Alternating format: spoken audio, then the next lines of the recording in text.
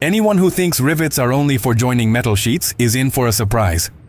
A plumber found a simple and different way to use rivets in everyday work, turning something common into a practical solution.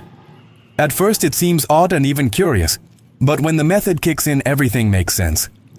A clever idea that saves time, makes the job easier, and leaves everyone wondering why nobody thought of this before.